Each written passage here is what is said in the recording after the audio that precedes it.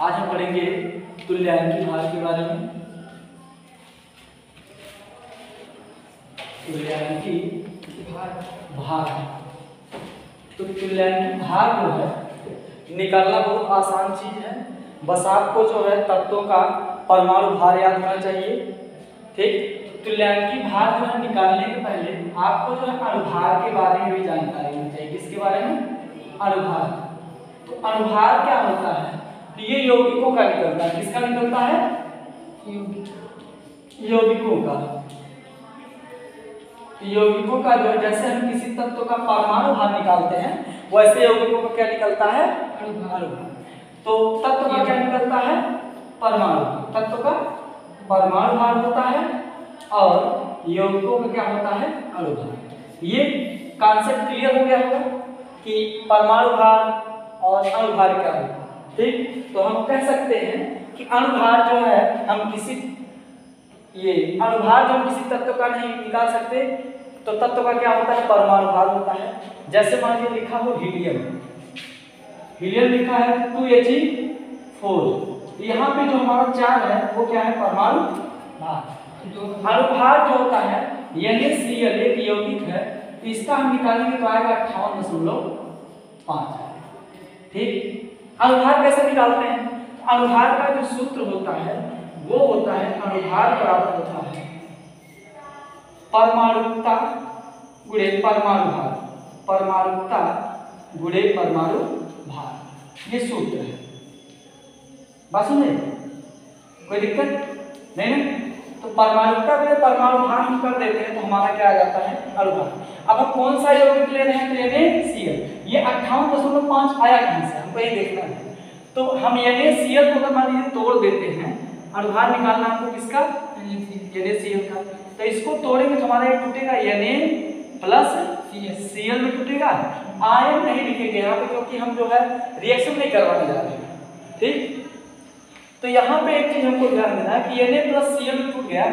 अब Na का जो ये वाला सिस्टम एक बार Na पर अप्लाई करना है, एक बार Cl पर, मतलब परमाणुकता गुणे परमाणु भार एक बार Na पर दिखाएंगे और एक बार Cl पर, दोनों पर दिखाएंगे। ठीक, एक बार नहीं दिखाएंगे, दोनों के लिए होगा। तो सोडियम परमाणुकता मतलब ये क्या दिखाता है? कितने परमाणु हैं। ये क्या दिखाता है? कितने परमाणु हैं। परमाणुकता मतलब क्या होता है? कितने परमाणु हैं। ठीक, और कितने परमाणु हैं तो उस तत्व के नीचे जो जितना लिखा हो, जैसे Na2 लिखा हो तो सोडियम का परमाणु हुआ 2। ठीक ना? Mg लिखा हुआ कि और तो कितना परमाणु हुआ? 1। तो यहाँ पे Na कई बार लिखा है? एक बार लिखा है। जहां कुछ नहीं होता वहां पे हम क्या मान लेते हैं? 1 लिखा हुआ है। तो 1 गुणे इसका परमाणु भार कितना होता है? तो 23। सोडियम का परमाणु भार 23 होता है। ठीक, प्लस क्लोरीन। क्लोरीन कई बार है? 1 बार है। 1 गुणे क्लोरीन का कितना होता है? 35.5। बात सुनिए, 23 से करना 23 प्लस 35, ये इसका गुणा करेंगे क्या आएगा? 35.5 ही आएगा, है ना? ये क्या हो गया हमारा? जोड़ेंगे तो 58.5 आ गया। ये हो गया हमारा अणुभार निकालने का सिस्टम। अब इसी के सहारे हमको क्या निकालना है? तुल्यांकी भार। ठीक,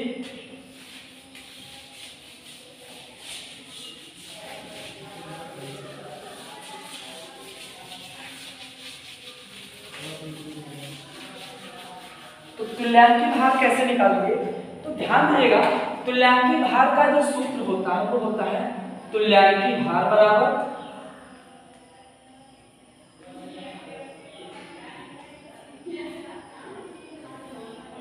बराबर होता है यौगिक का अणुभार। ठीक, यौगिक का अणुभार। चलिए ठीक है, लिख देते हैं यौगिक का अणुभार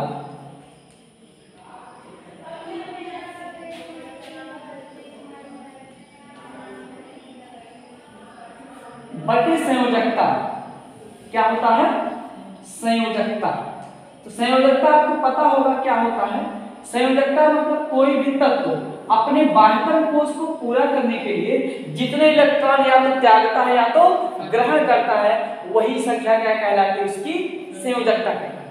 बस सुने कोई दिक्कत? अब देखिए हमको निकालना है, अब यौगिक का अनुभार हम क्यों लिखे? क्योंकि अभी हमने आपको पीछे बताया कि तत्व का क्या होता है, परमाणु भार होता है, और यौगिक का क्या होता है, अनुभार होता है। ठीक, तो जैसे मान लिया हम लोग निकालते हैं MgCl2 का, MgCl2 का, मैग्नीशियम क्लोराइड का, ठीक, बात सुनिए, MgCl2 का। अब इसका अनुभार निकालेंगे तो ये क्या होगा, Mg + Cl2 बटे संयोजकता कितनी होगी?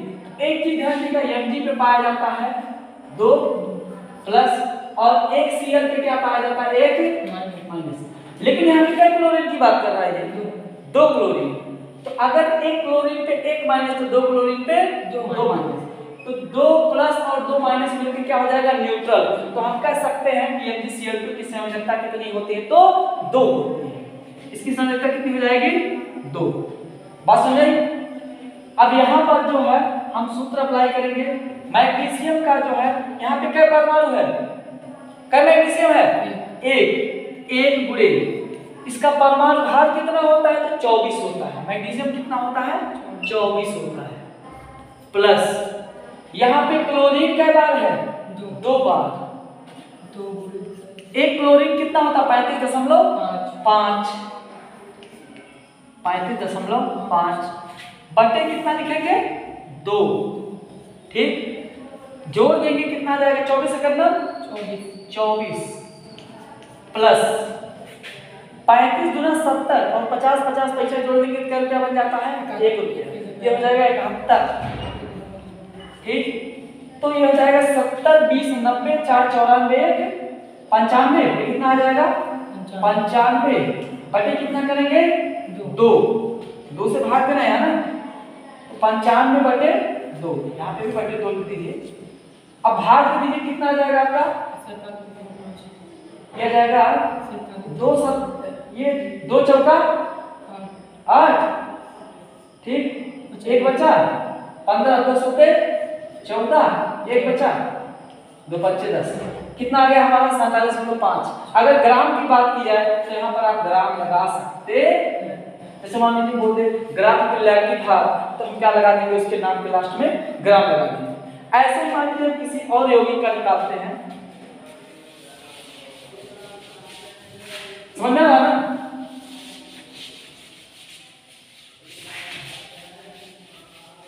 अनुभार निकालने वाला जो वीडियो है वो अपलोडेड है, उसको जाके देख लीजिएगा। ठीक, अनुभार के नाम से ये अपलोडेड होगा। अब यहाँ पे जो हम निकालते हैं HNO3 का, किसका निकालते हैं, HNO3 नाइट्रिक अम्ल। ठीक, अब इसमें जो है अगर हम निकालेंगे HNO3 का, ये किसमें टूटेगा, H प्लस और NO3 माइनस, H प्लस में टूटेगा और NO3 माइनस में। यहाँ पे नहीं लगाना, यहाँ पे लगाना है ना, बोर्ड थोड़ा सा बहुत गड़बड़ा गया है। H और NO3 में, NO3 पे एक माइनस और H पे प्लस बटे संयोजकता कितनी हो जाएगी इसकी, एक ये भी संयोजकता कितनी होगी, एक ही होगी। ठीक ना, क्योंकि जितना प्लस माइनस होता है वही हमारा क्या हो जाता है, दोनों जोड़ के नहीं, दोनों बराबर मात्रा में कितना है, तो बराबर मात्रा में यहाँ पे कितना है, 1 है। जैसे MgCl2 बराबर मात्रा में कितना हो रहा था, 2 हो रहा था, तो H का कितना होता है, 1 गुणे 1, क्योंकि H का परमाणु संख्या कितना है, 1 है, और परमाणु भार कितना, वो भी 1 है, प्लस यहाँ पे NO3 का हम निकाल लेते हैं। NO3 ये मूलक होता है, मूलक क्या होता है, मतलब यौगिक टाइप का वो भी होता है, लेकिन उसमें प्लस या माइनस जब पाया जाएगा तो उसको मूलक बोलेंगे, यौगिक नहीं बोलेंगे। तो NO3 का हो जाएगा N+O3। नाइट्रोजन का होता है 14, और क्या नाइट्रोजन है 1 गुणे 14 प्लस ऑक्सीजन का 3 गुणे 16, 14 प्लस 16 48, 48 10 58 4 62, कितना आ जाएगा, 62 आ जाएगा। तो यहाँ पे हम 1 गुणे 1 प्लस क्या लिख सकते हैं, 62 बटे कितना हो जाएगा 1 हो जाएगा। 62 1 प्लस 62 बटे 1 बराबर क्या हो जाएगा 63 बटे 1 बराबर क्या हो जाएगा 63 आ जाएगा। ये हो गया हमारा आंसर। अब इसकी परिभाषा पे आते हैं, तुल्यांकित भार कैसे निकालना, ये तो कंफर्म हो गया हमारा। ठीक, परिभाषा पे आते हैं।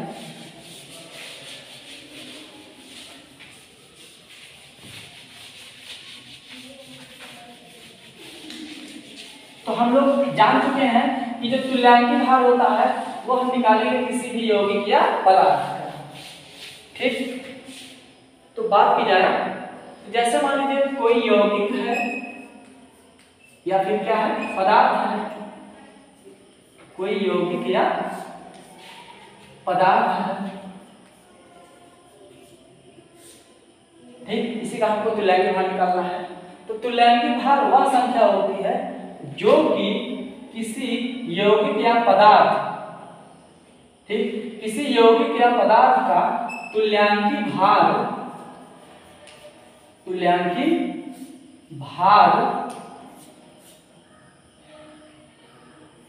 वह संख्या है। ये क्या होती है, संख्या होती है। आंसर निकाल रहे थे, नंबर मार रहा था ना।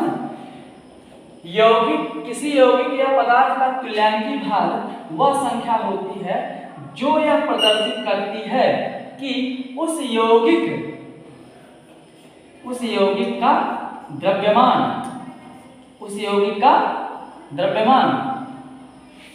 किससे तो हाइड्रोजन का 1.008 या ऑक्सीजन का 16 भाग या क्लोरीन का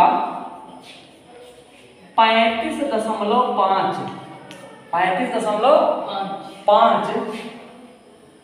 भाग से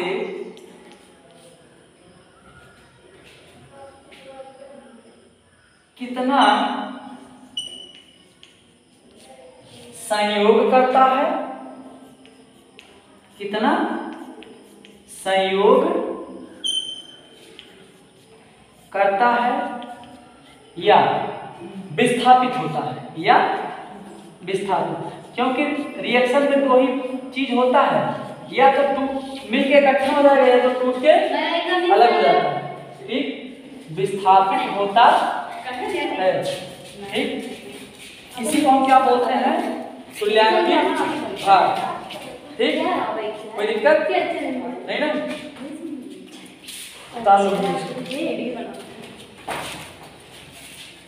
पहले परिभाषा लिखो।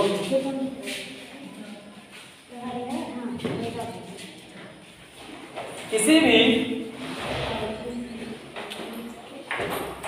यौगिक या पदार्थ का तुल्यांकी भार, किसी भी यौगिक या पदार्थ का तुल्यांकी भार वह संख्या होती है जिससे यह स्पष्ट होता है कि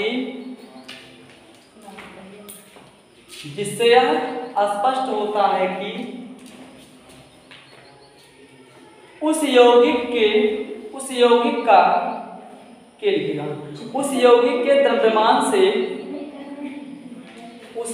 के द्रव्यमान से हाइड्रोजन का 1.008 भाग, हाइड्रोजन का 1.008 भाग, कामा ऑक्सीजन का 16 भाग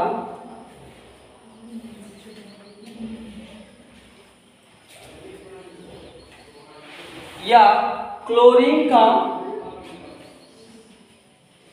35.5 भाग विस्थापित करती है या संयोग करती है? विस्थापित करती है या संयोग करती है?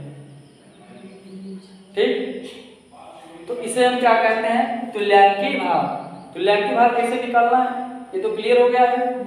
ठीक,